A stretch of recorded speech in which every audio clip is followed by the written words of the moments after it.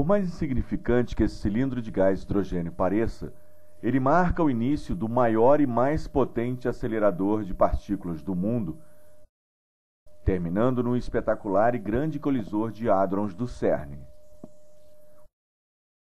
Os átomos de hidrogênio do cilindro são introduzidos com uma taxa de controle acurada dentro da câmara do acelerador linear, o LINAC-2 do CERN, onde os elétrons são retirados para deixar apenas os núcleos de hidrogênio. Estes são os prótons com carga positiva que podem ser acelerados por um campo elétrico.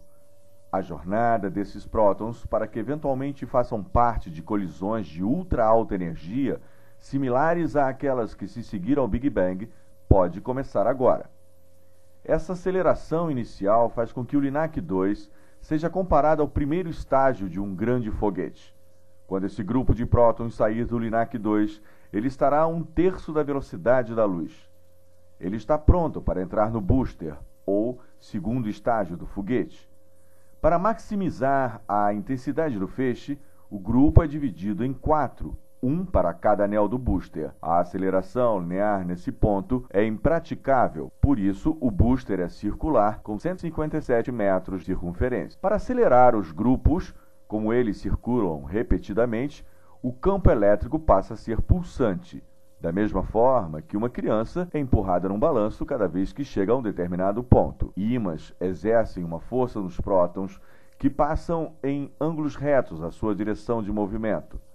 Eletroímãs poderosos são usados para dobrar os feixes em volta dos círculos. O booster acelera os prótons até 91,6% da velocidade da luz e comprime-os para que fiquem mais próximos um dos outros. Recombinando os grupos dos 4 anéis, eles passam para o síncrotron de prótons, por analogia, o terceiro estágio do foguete. Vamos seguir apenas 2 grupos de prótons. O síncrotron de prótons, que tem 628 metros de circunferência, e os grupos circulam em 1,2 segundos, alcançando 99,9% da velocidade da luz.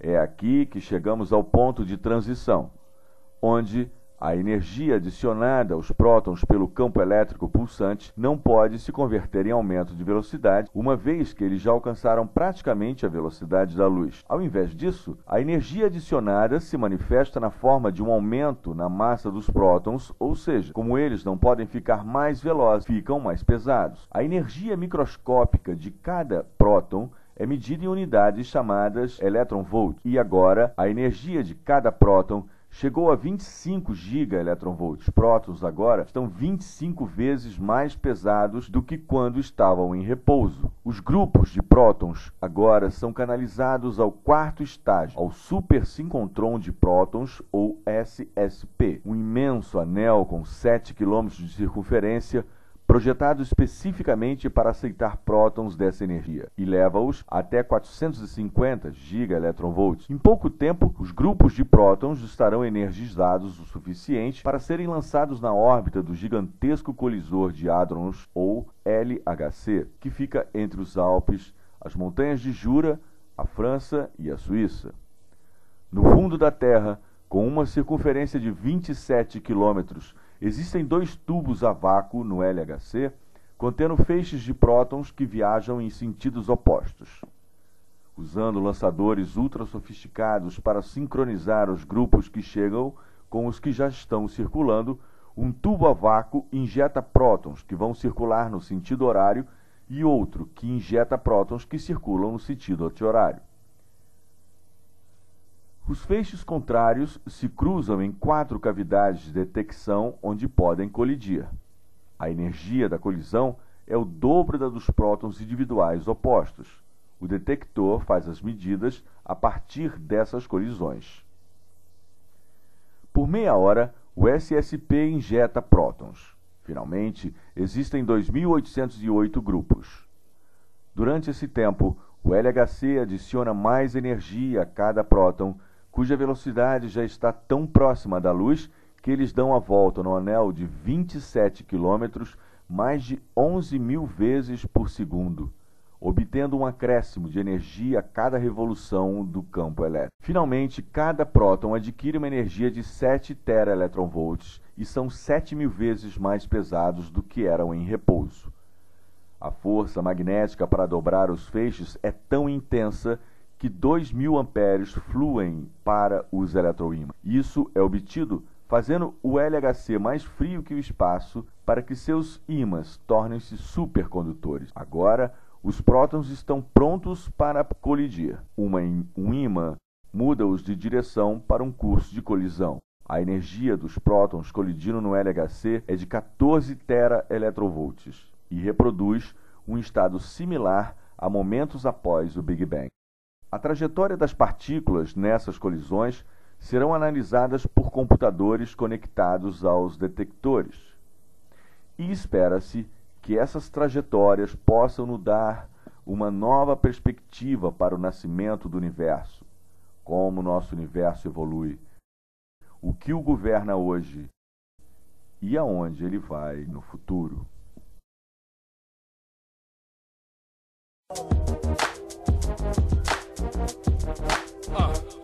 Sapiência, membro de um grupo de física de partículas. LHC é muito massa.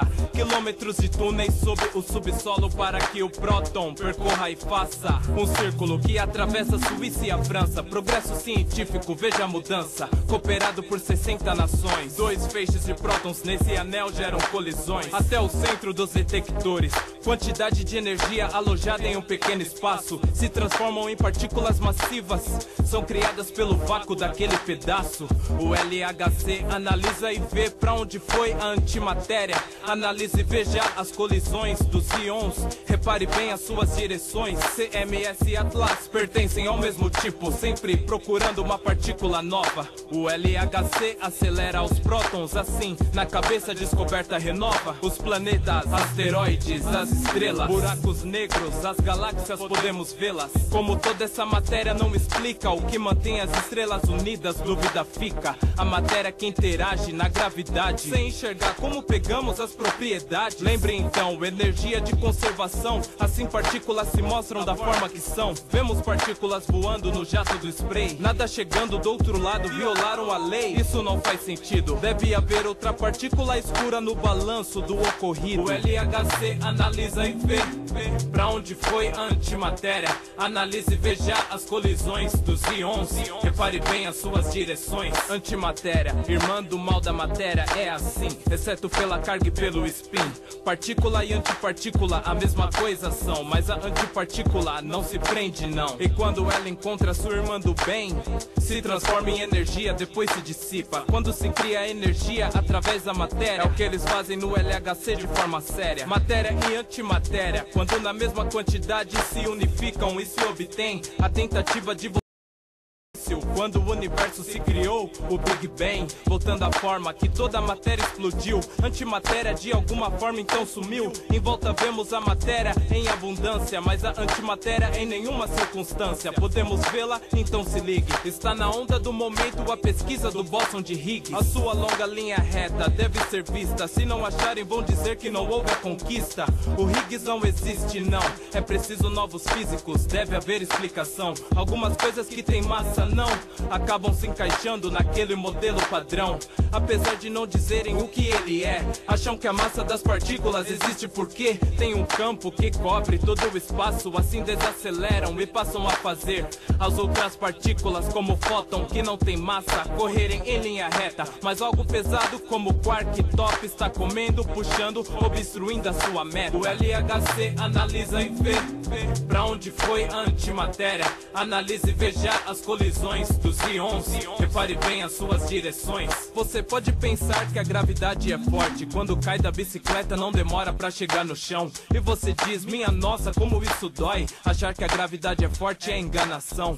A mais fraca das forças é a gravidade. E a ciência busca a razão dessa verdade, que explica essa fraqueza nas dimensões espaciais que pertencem à realidade. Nós vivemos em apenas 3. Existem outras muito pequenas pra visualizar talvez. E são nessas nessas dimensões que a gravidade se estende, daí que vem as sensações. Parece fraca, mas não é, como é curioso. As dimensões são curvadas e enroladas. Tudo isso acontece com tanta força e no nosso dia a dia não afetam nada. Se fosse minúsculo como um gravidão, passear nas dimensões você poderia. Logicamente no momento que você entrasse, de tão minúsculo ninguém te enxergaria. O LHC analisa e vê pra onde foi a antimatéria. Analise e veja as colisões dos íons.